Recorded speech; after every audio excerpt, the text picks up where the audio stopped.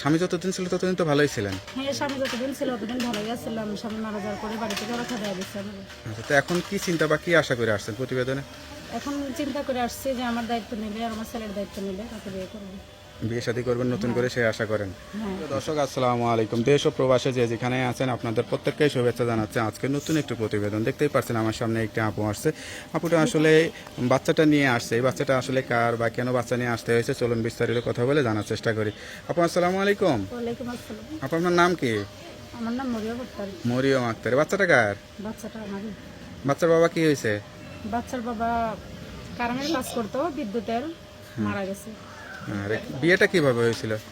বিয়েটা হয়েছিল রিলেশন করেই, কিন্তু সে মনে করুন কাজ করতো কারেন্টের, ওইখানে হয়ে মারা গেছে। কতদিন সংসার করছিলেন? 2 বছর। তো খুবই কষ্টের জীবন। আপনার পরিবারে কে কে আছে এখন? এখন পরিবারে মা আছে, মার সঙ্গেই থাকে।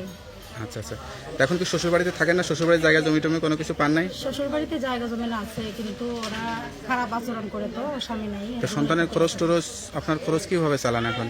আমি কাজ করি, সেলাই মেশিনের কাজ করে চলি। লেখাপড়া করছিলেন?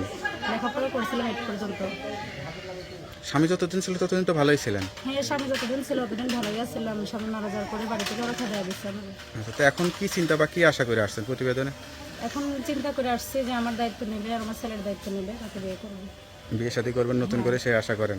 হ্যাঁ। আচ্ছা, ছেলেটা মানে ছেলেটাকে নিয়ে কি চিন্তা করতেছেন? লেখাপড়া শিখাবেন নাকি হাফেজি মাদ্রাসায় দিয়ে দেবেন? মাদ্রাসায় দেওয়ার চিন্তা করতেছি। হাফেজি পড়াবেন, দেখতে শুনতে মাশাআল্লাহ ভালো আছে। হ্যাঁ হ্যাঁ, বাচ্চাটাকে লেখাপড়া করার ইচ্ছা আছে। আচ্ছা, কোনো পুরুষ আছে ধরেন বিবাহিত, তার হয়তো বউ মারা গেছে বা বউ চলে গেছে, তারও যদি দুই একটা বাচ্চা কাচ্চা থাকে সেরকম পুরুষকে করবেন? হ্যাঁ, অবশ্যই ওরকম মানুষ একটা চাইতেছি আমি।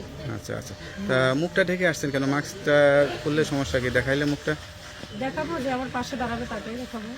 তার এখন সঙ্গে তো কথা বিয়ে বলবো। শাদী হয়েছে, সবাই দেখছে, সংসার করছেন, তো এখন নতুন করে আসছেন, মানে যা বলতেছেন সত্যি বলতেছেন তো? সত্যিই বলছি, মিথ্যা কথা বলছি না। কোনো মিথ্যা বা কোনো কিছু লোক আছেন না? না না, আচ্ছা আচ্ছা, সবচেয়ে কষ্ট কোন বিষয়টা লাগে এখন এসে?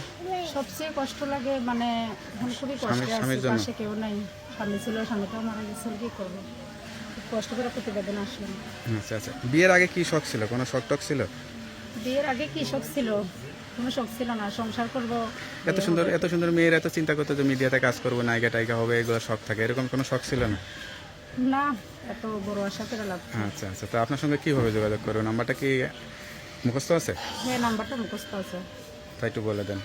018 018 60 60 34 34 23 23 93। 93। হ্যাঁ। নাম্বারটা খোলা থাকে তো? হ্যাঁ, নাম্বারটা খোলা থাকে। যাই হোক, নাম্বারটা খোলা রাখবেন।